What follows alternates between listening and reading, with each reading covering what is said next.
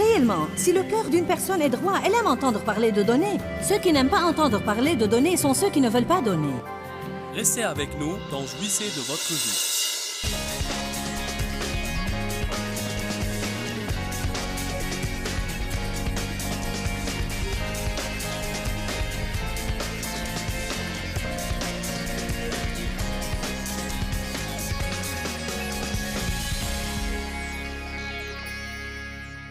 Dans Galates 5, verset 16, la Bible dit « Marchez selon l'esprit, et vous n'accomplirez pas les désirs de la chair. »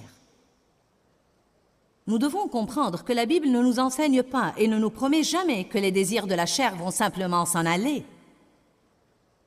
En fait, si vous continuez à lire dans Galates 5, il est dit que la chair fait la guerre à l'esprit et l'esprit fait la guerre à la chair. Et ils sont continuellement antagonistes l'un à l'autre. Avez-vous jamais senti que vous étiez au milieu d'une guerre tout le temps?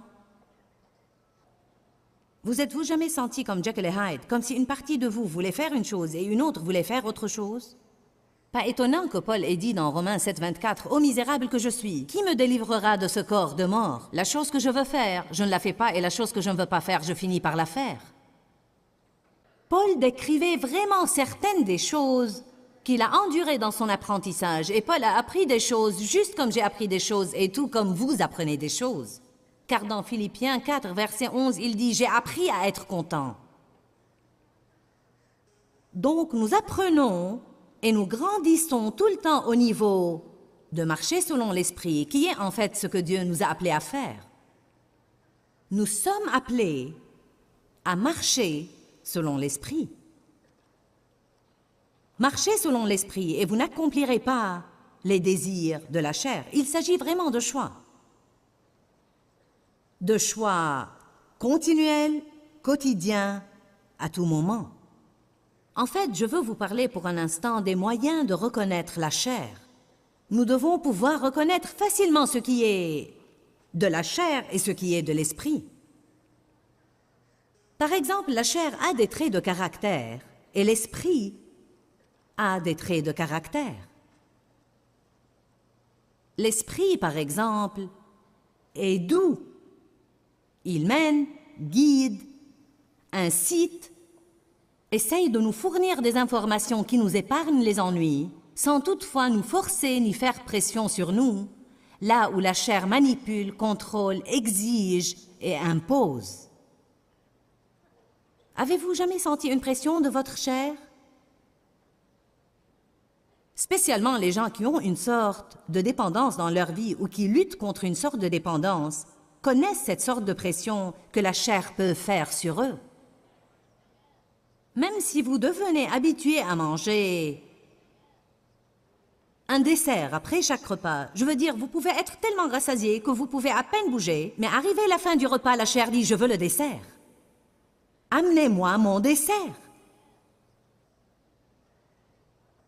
C'est une pression. Je veux dire, vous pouvez littéralement sentir une pression, comme si votre chair ne va pas se taire et se calmer avant que vous lui donniez ce qu'elle veut.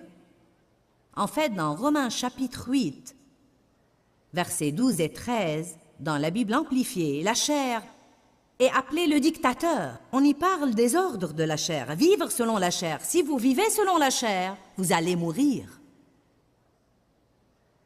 Donc, quand vous sentez la pression, même en tant que jeune croyante, quand j'apprenais à écouter la voix de Dieu, ce que peut-être beaucoup de vous dans cet endroit font en ce moment, peut-être que ça ne fait pas longtemps que vous marchez avec le Seigneur et vous avez juste découvert que Dieu va en fait vous parler, vous mener et vous guider, et que vous pouvez l'entendre et qu'il va vous dire que faire et vous montrer que faire. Lorsque j'ai commencé à me rendre compte que je pouvais entendre Dieu, j'ai toujours voulu m'assurer que je faisais tout ce que Dieu me demandait de faire. Mais au début, parfois, vous ne pouvez pas savoir au juste si vous entendez Dieu, ou si vous vous entendez vous-même, ou si vous entendez le diable ou autre.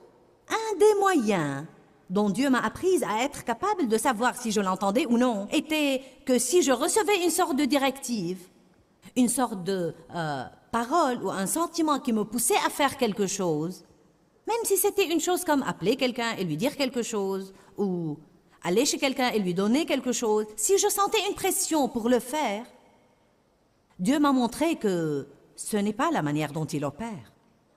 Dieu ne fait pas pression sur nous. Rappelez-vous ça, il mène, il guide, il nous incite à faire les choses, il nous donne un choix.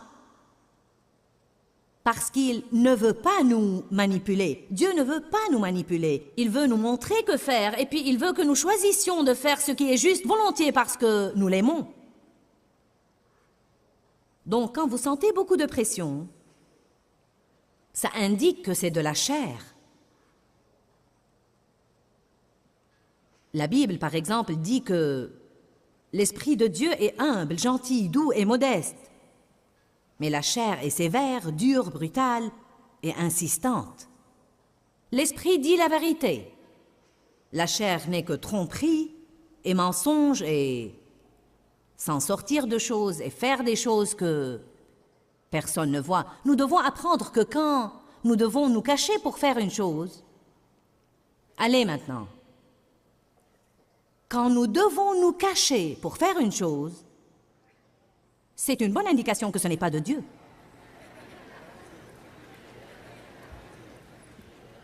Si vous recevez un coup de fil personnel au travail et le patron entre, je veux dire que c'est un des moyens pour aider les croyants à apprendre à discerner quand ce que nous faisons est de la chair et quand ce que nous faisons est de l'esprit. Si vous ne pouvez pas prendre des fournitures de votre bureau devant votre patron, alors vous ne devez pas les prendre derrière son dos.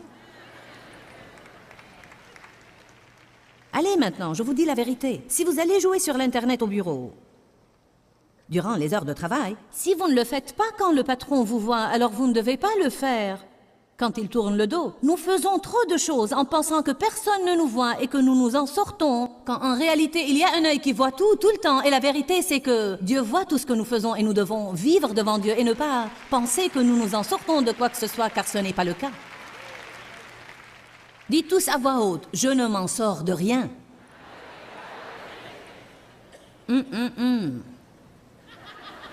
C'est peut-être mieux que je n'ai pensé.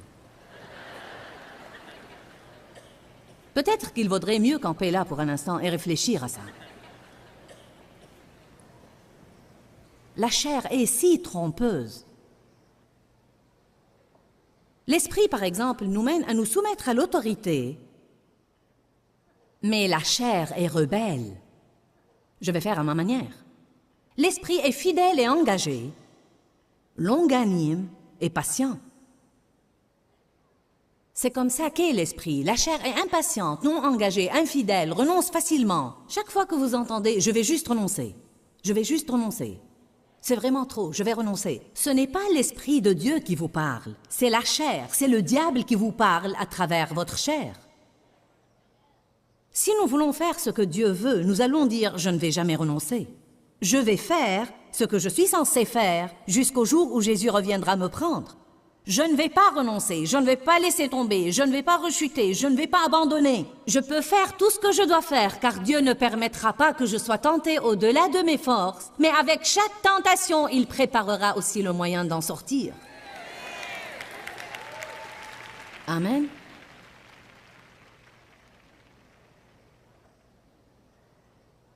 L'esprit est excellent, il ne se compromet jamais.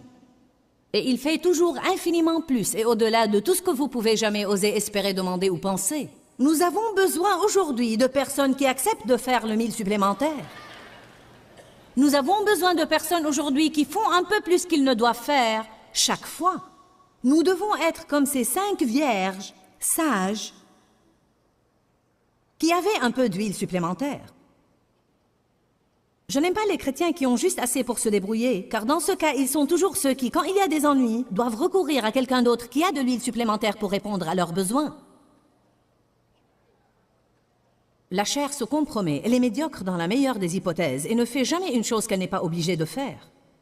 Paresseuse, la chair est paresseuse. L'esprit est généreux. Si vous vous êtes énervé à propos de l'offrande, ce n'est pas Dieu qui vous a énervé. Je veux dire, sérieusement, si vous vous êtes offensé ou irrité parce que j'ai parlé ce soir pendant 5 ou 10 minutes ou n'importe au sujet de données, il y a des gens qui nous écrivent que nous parlons trop longtemps au sujet de données. Vous ne l'auriez pas pensé si vous aviez mes factures. Hein? Oui, allez, montez ici et mettez-vous à ma place et voyez ce que vous auriez fait. C'est étonnant comme les gens ont des opinions sur des choses dont ils ne savent rien. C'est vraiment un bon exemple. Réellement, si le cœur d'une personne est droit, elle aime entendre parler de donner. Ceux qui n'aiment pas entendre parler de donner sont ceux qui ne veulent pas donner. Bon sermon, Joyce, merci.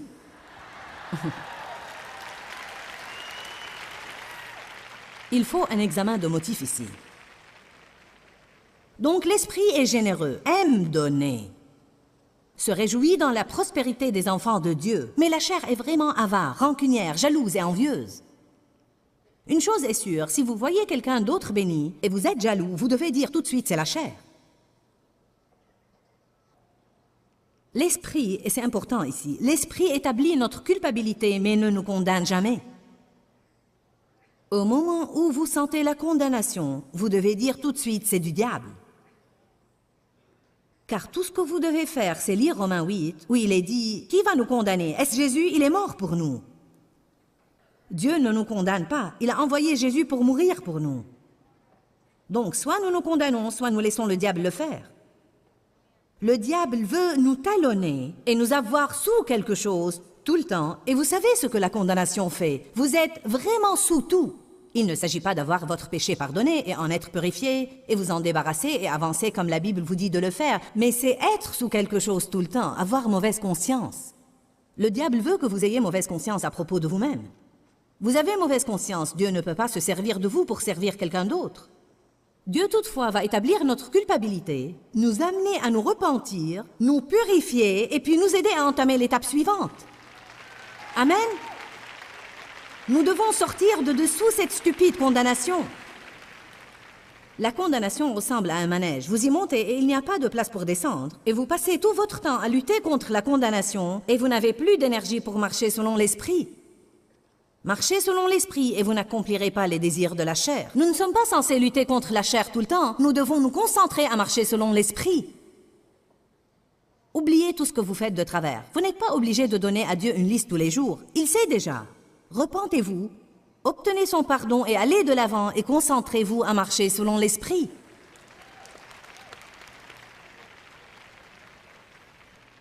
L'esprit est saint et vertueux, la chair est impie et méchante. L'esprit, bien sûr, marche toujours selon la charité et la représente, ce qui se manifeste dans la patience, la gentillesse, la docilité, l'humilité, le désintéressement, le pardon, la miséricorde, la maîtrise de soi. Mais je veux dire, la chair est haineuse. Elle est tout, elle est amère, rancunière, susceptible, donc vraiment pas besoin d'un savant nucléaire. Je veux dire vraiment, si nous faisions un petit peu attention à ce que nous ressentons, les sentiments que nous avons, les attitudes que nous adoptons, le cadre de nos pensées, notre façon d'agir, les choses que nous sommes tentés de faire, si nous faisions un petit peu attention à ça, il ne faudrait pas vraiment un savant nucléaire pour discerner l'esprit de la chair. J'aurais probablement pu amener n'importe qui de vous ici sur l'estrade, sans même avoir lu cette liste ou sans même en avoir parlé, et j'aurais pu vous demander... Et même si vous lisiez la Bible depuis peu de temps seulement, vous auriez répondu correctement à chacune de ces questions. Donc, nous devons simplement faire attention à ce qui essaie d'opérer à travers nous et dire oui aux bonnes choses et non aux mauvaises choses. Amen. Oui aux bonnes choses et non aux mauvaises choses. Maintenant, je suppose que vous êtes toujours à l'épître aux Galates. Donc revenez à Galates 5 si vous l'avez quitté, et si vous êtes toujours là-bas, nous allons le relire. Je veux relire le verset par lequel j'ai commencé.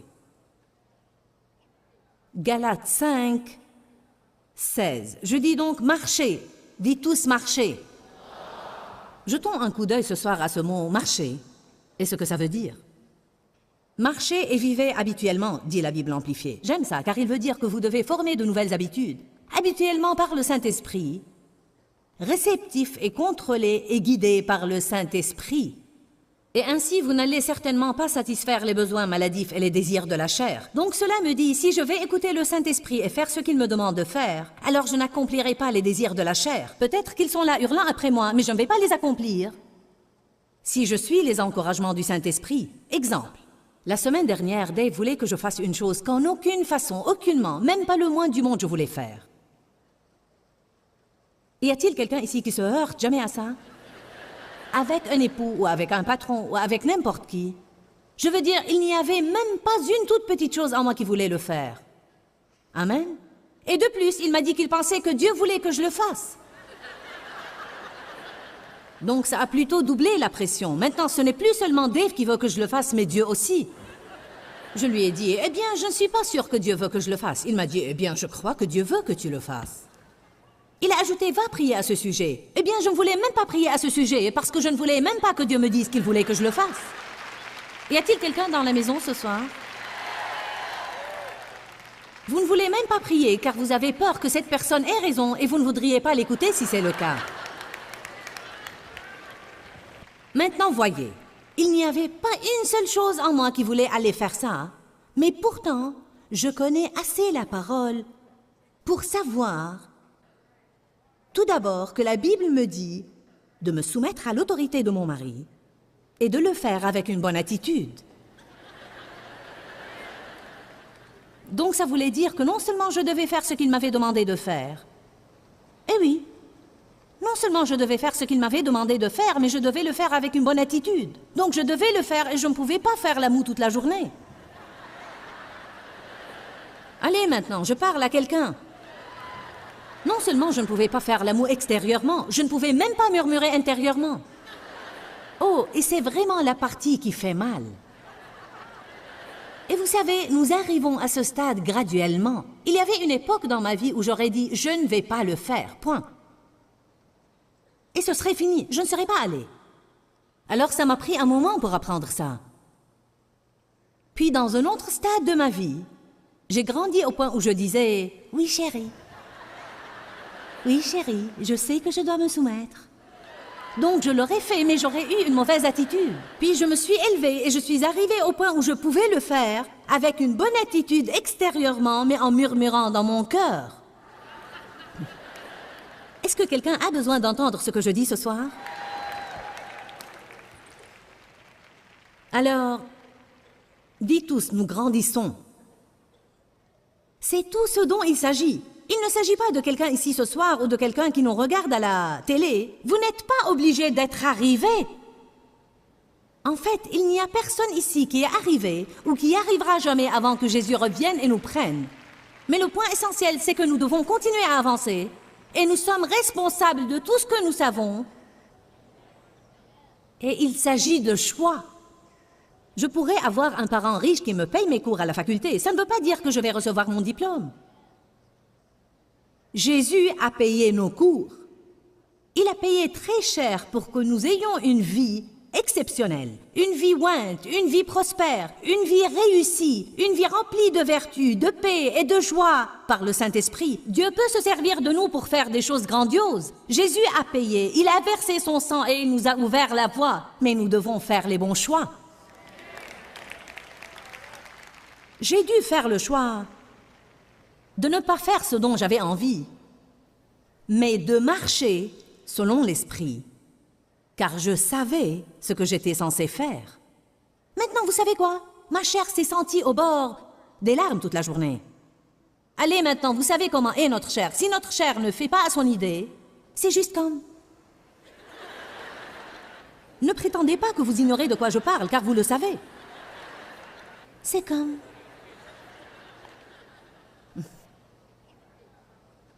Mais Dieu soit loué. Je ne suis pas jugée par ce que je ressens, je suis jugée par ce que je fais. Parfois, mes frères, vous n'y pouvez rien. Si vous choisissez de faire ce qu'il faut, Dieu va vous honorer pour ça. Amen. Car parfois, faire ce qui est juste quand vous n'avez pas de sentiments pour vous appuyer et pour vous soutenir est même plus important que d'avoir tous les sentiments ardents et vouloir faire tout ce qui est juste. Nous allons parler longuement demain soir des sentiments. Alors ne ratez pas demain soir, car nous avons tous des sentiments. Galates 5, 25. Si nous vivons par l'Esprit, marchons aussi selon l'Esprit. Si par l'Esprit nous avons notre vie en Dieu, dans ce cas, avançons Marchons dans cette ligne. Que notre conduite soit contrôlée par l'Esprit. Quelle est cette affaire de marcher? Vous savez, la Bible parle de toutes sortes de choses concernant la marche. Elle dit « marcher par la foi »,« marcher dans la charité »,« marcher dans la lumière ». Éphésiens 5,15 dit « conduisez-vous avec circonspection ». Nous allons voir cette écriture dans un instant. Marchez comme il a marché. Marchez avec Dieu. Marchez d'une manière digne de votre vocation. Marchez dans le respect et la crainte révérentielle de Dieu. Marchez et ordonnez votre vie d'après ce que vous avez appris. Que veut-il dire par marcher? Ce sont des pas. Une marche, c'est des pas. Combien de vous ont un but dans la vie? Nous avons des buts. Nous avons tous des buts. Supposons que mon but est d'atteindre ce haut-parleur. Maintenant, je ne vais pas y arriver seulement par les souhaits. Avez-vous idée combien de chrétiens souhaitent qu'il soit ceci et cela et autre chose? Si seulement j'avais un grand ministère. Si seulement ma maison était propre. Si seulement je perdais du poids. Si seulement j'avais des muscles comme ça. Je vous dis la vérité. Si seulement, je dis tout le temps, nous avons beaucoup de bréchés, mais quand allons-nous avoir des colonnes vertébrales et faire ce que nous devons faire? Vous n'allez rien avoir par les souhaits, sauf la désillusion. Donc, je ne vais pas y arriver par les souhaits, je ne vais pas interpréter ce que j'ai dit. Vous savez exactement comment je vais y arriver.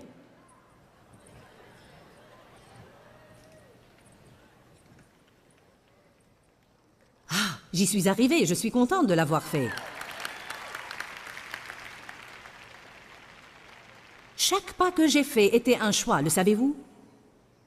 Mes jambes n'ont pas bougé d'elles-mêmes. J'ai dû faire un choix pour faire ce qui est juste. Il y a des gens ici ce soir, et il y a beaucoup de gens qui nous regardent à la télé, qui ont un désordre dans leur vie qu'ils pourraient arranger, et certaines choses qu'ils pourraient renverser assez vite s'ils commençaient simplement à faire les bons choix. Ce n'est même pas que vous ne savez pas que faire, vous continuez à espérer que Dieu va vous donner une autre option, et je vous le dis, il ne va pas le faire. Vous pouvez tourner autour de la même stupide montagne pendant 1000 ans et Dieu va toujours vous dire la même chose qu'il vous a dit la première fois que vous avez tourné.